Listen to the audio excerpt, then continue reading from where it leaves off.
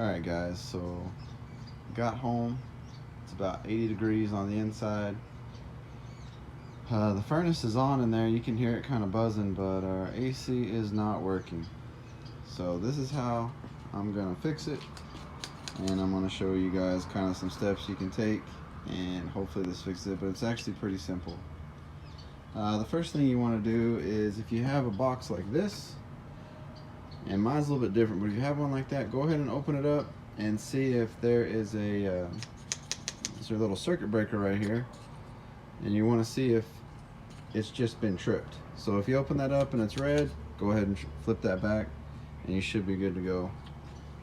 Mine doesn't have one, so I have to go back here to the back side of the house, and like I said, this will be the first thing you want to do, is you want to check your circuit breaker. You want to make sure that nothing has been tripped. This is step number one, because it could be something that simple, it's just tripped. And sometimes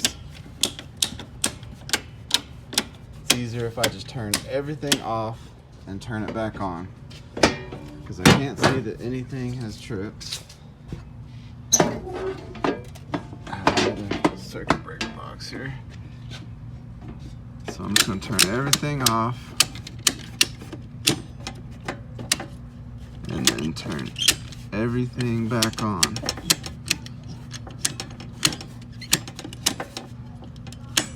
Just in case it was tripped.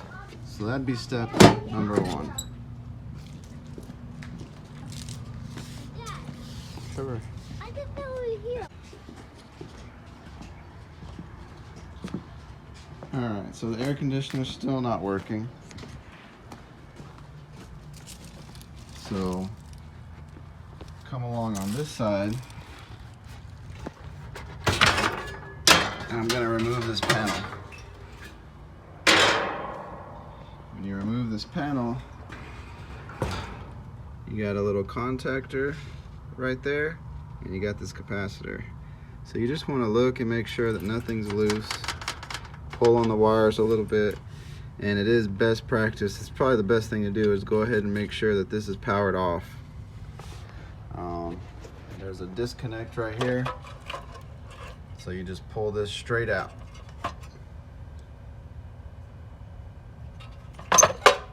Alright, once you do that, you can come down here and work on it a little bit, but mine's plugged in right now, so I'm going to push on this contactor.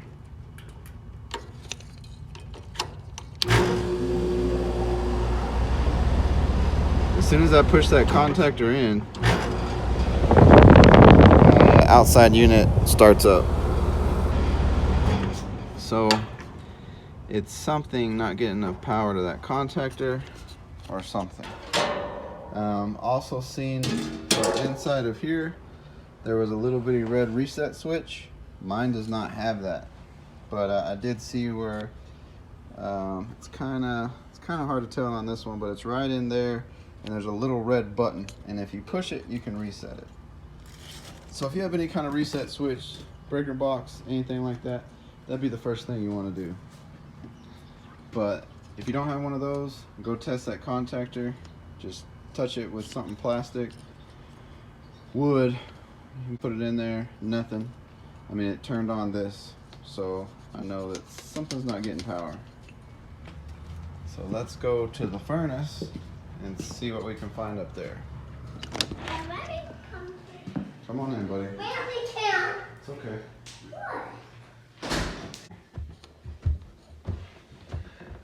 Oh, there's gonna be no internet. Yeah, it should be on in just a second. Dad, my iPad died. Alright. So my furnace just happens to be in my attic, but sometimes they're just in a closet, hallway, whatever you want to call it. So the next thing you want to do is go ahead and open it up. Let me turn this off and turn the light.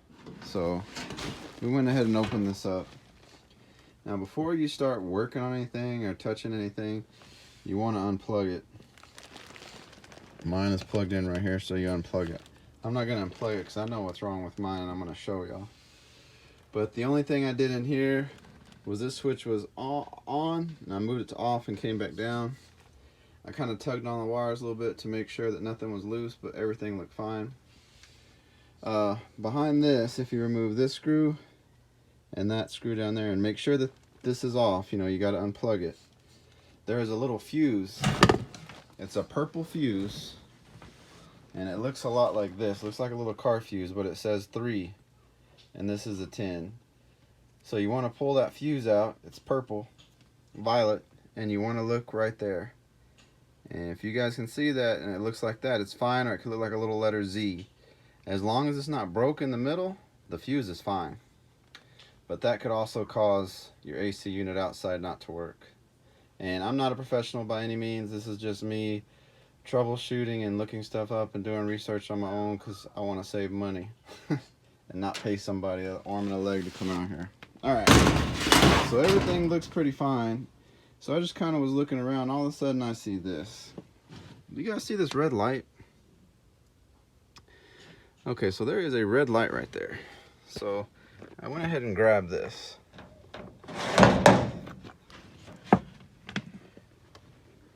And when I started looking at it, I'm not real familiar with, you know, AC units and stuff, but it's red and it says moisture.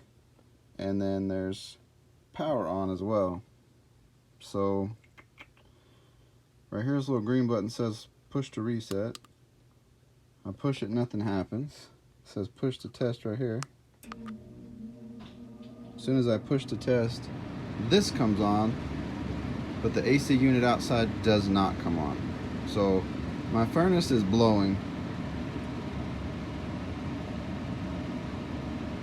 but it's not coming on outside, so I mean it's not doing me any good. So how you fix this is, what happens is this is made so that if it gets wet, it shuts your unit off. Let me turn the light on now that the flash is disabled. So what you want to do is you want to take a hairdryer or a heat gun. You want to turn this on its side so you can still kind of see. You're going to put it on its lowest setting. But what this thing does, it tells you that there's too much water, so there's moisture on here, and I can tell it's a little bit wet. So you want to take your hairdryer or heat gun and just kind of slowly start to dry it up.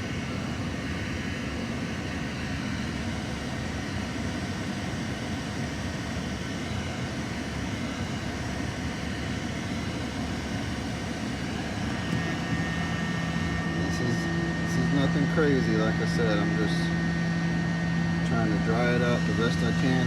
Wipe that on my pant leg a little bit. Just trying to dry this up. Same thing.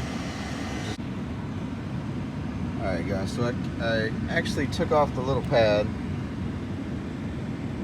and I heated it up a little bit more, and then I pressed the button to test it, and as soon as I did, it went to green. So you got to give it a little bit of time to dry, but I heated it up pretty good, man. It's pretty warm. See right here, was it from my hand? So I got to keep an eye on this, but we're going to go downstairs and see. And this needs to go back in there once you're done. So I'm fixing to put it back in there. But right now it's green, so we should be good to go. So let's go downstairs and check it. Make sure the outside unit is now working. I'm going to go ahead and put this back real fast. I'm going to put this door panel because I know this door panel has nothing to do with it.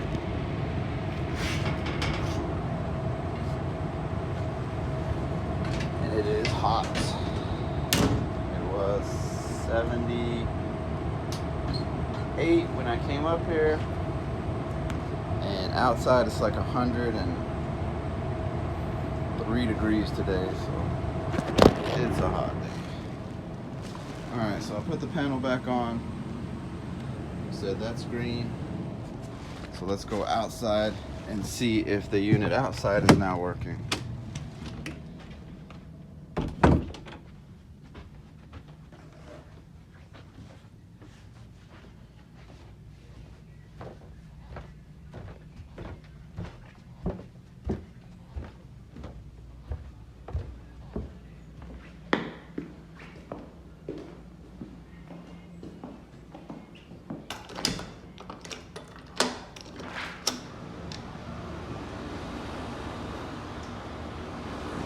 we are now outside and the unit is working.